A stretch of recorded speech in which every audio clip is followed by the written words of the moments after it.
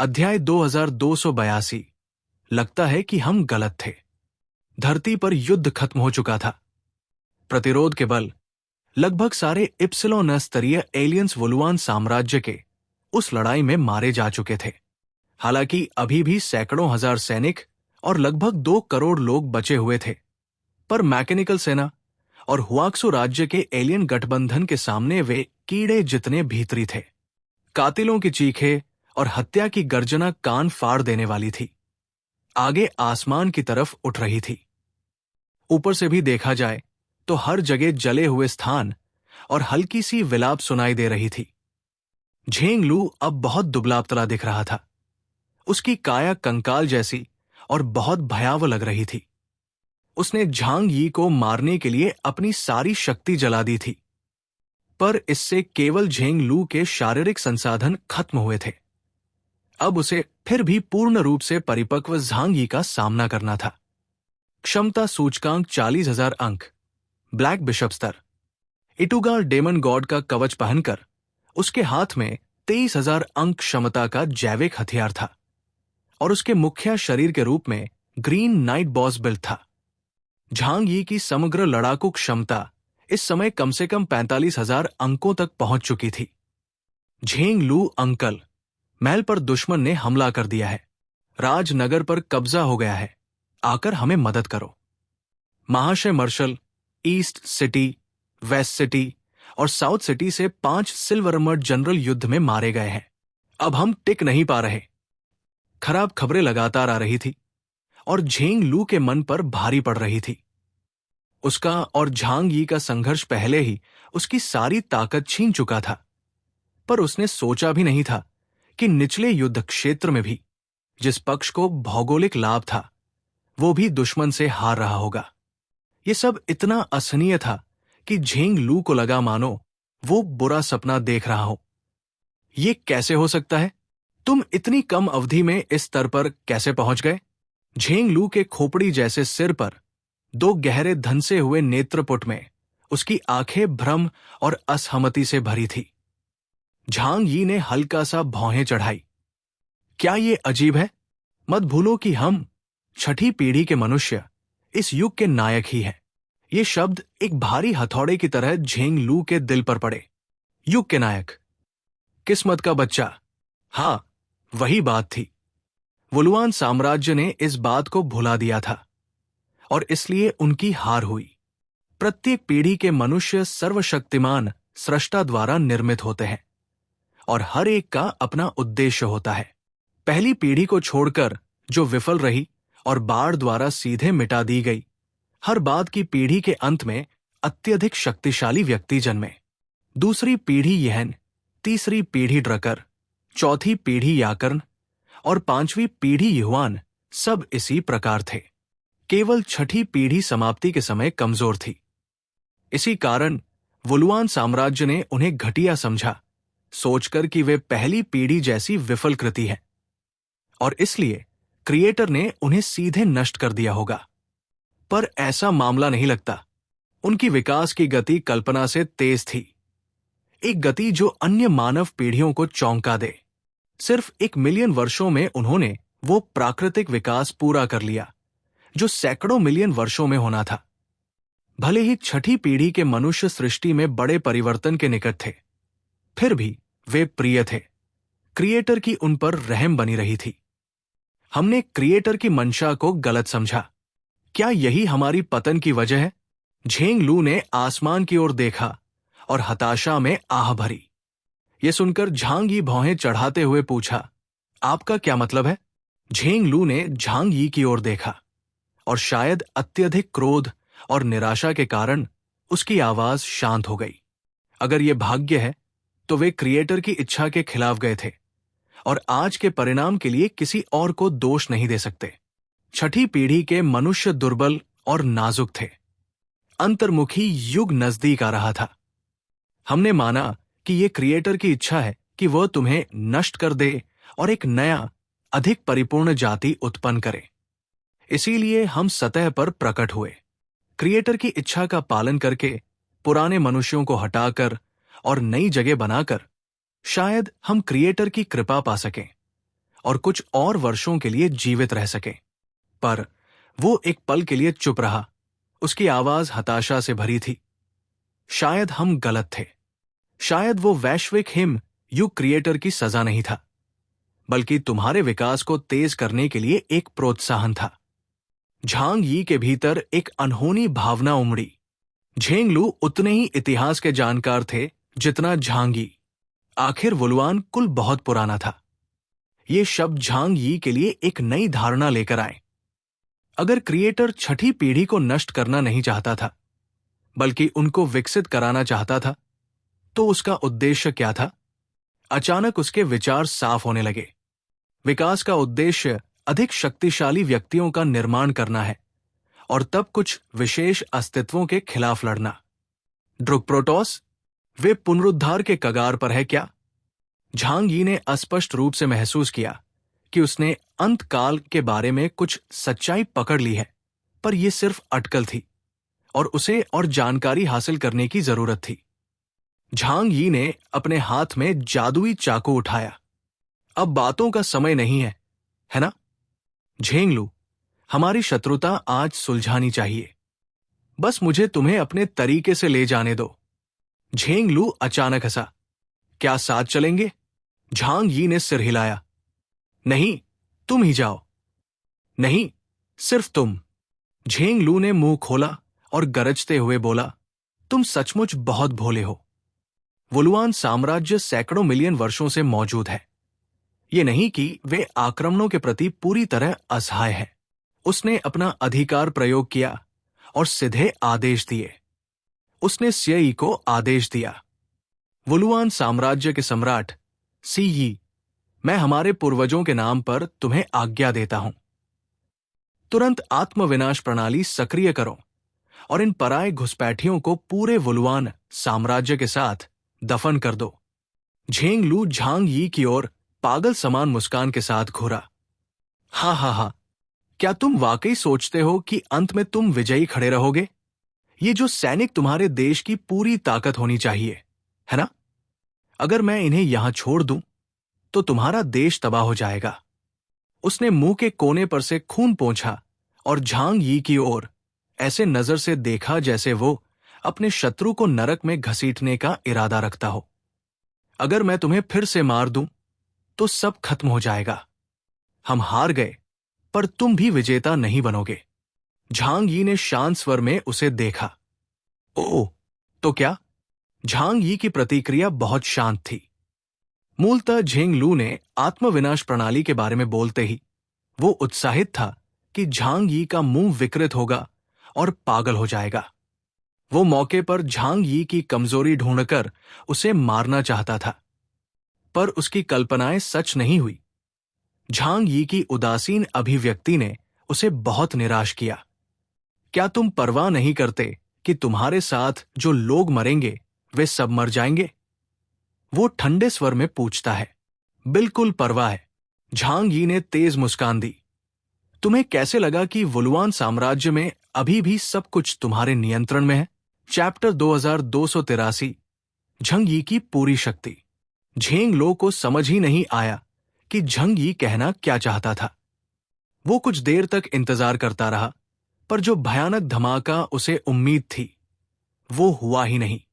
अब उसके चेहरे पर घबराहट साफ दिखने लगी। सी, क्या कर रहे हो तुम? मैंने आदेश दिया था कि पूरी डब्ल्यूल्यूअन एम्पायर को तुरंत आत्मविनाश मोड में डाल दो।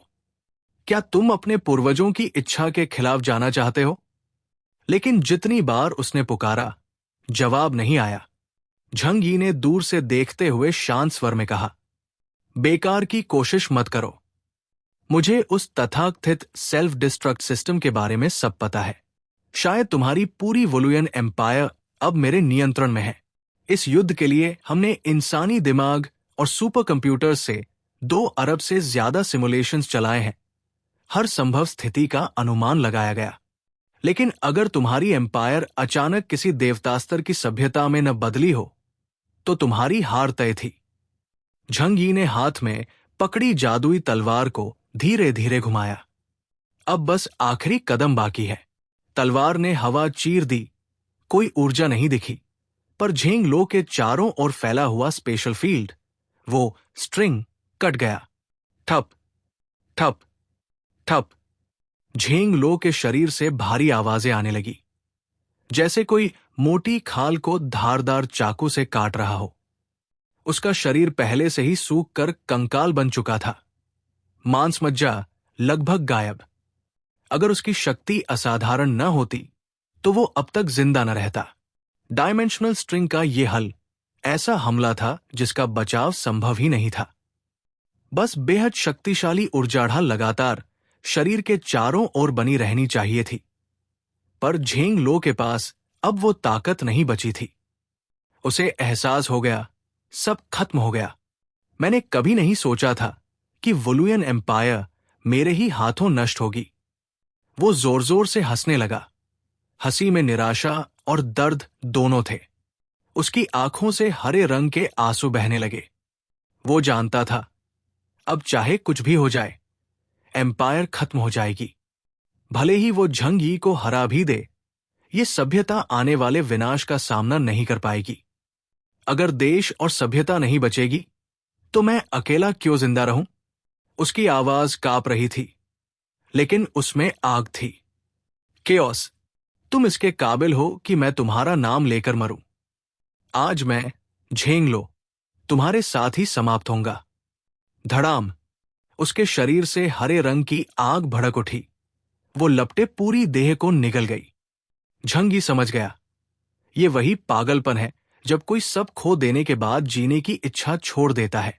क्रोध तुम्हें मजबूत नहीं बनाता, झंग यी ने ठंडे स्वर में कहा, और अपनी जादुई तलवार दोनों हाथों से कसकर थाम ली। लाल ऊर्जा क्रिस्टल अब पूरी ताकत से जल रहा था। युद्ध की चरम अवस्था में पहुंच चुका था। झंकार। झेंग लो के पीछे की जंजीरें अब काली नहीं, बल्कि डरावनी गहरे हरे रंग की हो गई थी, जैसे कोई दैत्य उन्हें संचालित कर रहा हो। बस ये जंजीरें मुझे बांध न ले। झंग यी जानता था, इन जंजीरों से टकराना मौत को न्योता देना था। पर अब वो पहले वाला कमजोर झंग यी नहीं रहा। आओ, उसने धीमी आवाज में कहा। अंधकार क्षेत्र, पीछा करने की धारा। जादुई तलवार हवा में घूमी और उसके पीछे फैला विशाल अंधकार, जैसे कोई जीवित नदी उमड़ पड़ी हो। वो काली ऊर्जा झंग यी के हाथ के चारों ओर बहने लगी, और जब उसने वार किया, पूरा आकाश मानो हिल गया। अंधकार की वो धारा मुड़कर 9 मोड़ों वाली नदी में बदल गई और सीधी झेंग लो की ओर बह चली। जैसे ही वो छूती, पदार्थ और प्रतिपदार्थ का विस्फोट होता, मौत से भी भयानक शक्ति निकलती। झेंग लो हंस पड़ा। उसकी हंसी पागलपन में डूबी थी। उसके पीछे की जंजीरें तितली के पंखों जैसी फैल गई, और उसकी रफ्तार इतनी बढ़ गई कि उसकी परछाई तक धुंधली पड़ गई। धमाका। उसने अपने हाथों में काली ऊर्जा का गोला बनाया और सीधा आगे फेंक दिया। दोनों शक्तियां, अंधकार और प्रकाश, टकराई और एक भयावह ऊर्जा तूफान बन गया। लेकिन झेंग लो अब पूरी तरह पागल हो चुका था। वो उस तूफान को अपने नंगे हाथों से चीरता हुआ सीधा झंग यी की ओर दौड़ा। हाँ, उसकी हंसी अब किसी इंसान की नहीं लग रही थी। झंग यी शांत था। उसने धीरे से कहा, पागलपन जीत नहीं दिलाता। उसने अपनी सारी शक्तियां सक्रिय कर दी। समय के दलदल में 3 किलोमीटर तक स्थानिक मंता प्रभाव, 1000 गुना स्थानिक त्वरण, प्रतिक्रिया गति बढ़ाओ। दोनों जगतों की परत, सुरक्षा आवरण बनाओ। समय की सुई, भविष्य का अनुमान लगाओ। ये अब तक का सबसे कठिन और शक्तिशाली दुश्मन था, और झंग यी ने कोई लापरवाही नहीं की। झेंग लो की हरी जंजीरें उसकी ओर दौड़ी, पर झंग यी बार बार स्थान परिवर्तन कर उनसे बचता रहा। फिर शुरू हुआ अंधकार का लगातार हमला। झेंग लो भी पीछे नहीं हटा। उसने अपनी जान की परवाह किए बिना ऊर्जा के विस्फोट किए। हर वार, हर चीख उसकी निराशा और रोष की गवाही दे रहे थे। लेकिन अब उसके शरीर में वो शक्ति नहीं थी जो पहले हुआ करती थी। हर बार झंग यी के वार उसके शरीर पर नई चोट छोड़ जाते, छोटी मगर गहरी। डायमेंशनल स्ट्रिंग और टू वर्ल्ड्स ब्रेक जैसे हमले सीधे लगते और बचना असंभव था। धीरे धीरे झेंग लो की जीवन शक्ति कम होती जा रही थी। उधर झंग यी की सुरक्षा परतें मजबूत थी और उसकी जादुई तलवार अब पहले से भी ज्यादा चमक रही थी। इस बार का युद्ध दो योद्धाओं का नहीं, दो युगों का टकराव था। एक बीती हुई सभ्यता का अंत और एक नई दुनिया की शुरुआत। अध्याय 2284, नाइट लेवल की उत्पत्ति। झंग यी और झेंग लो की लड़ाई बेहद डरावनी थी। इतनी जबरदस्त ऊर्जा की लहरें उठीं कि आसमान का रंग बदल गया और तूफान घूमने लगे। लेकिन झंग यी की रक्षा बिल्कुल परफेक्ट थी।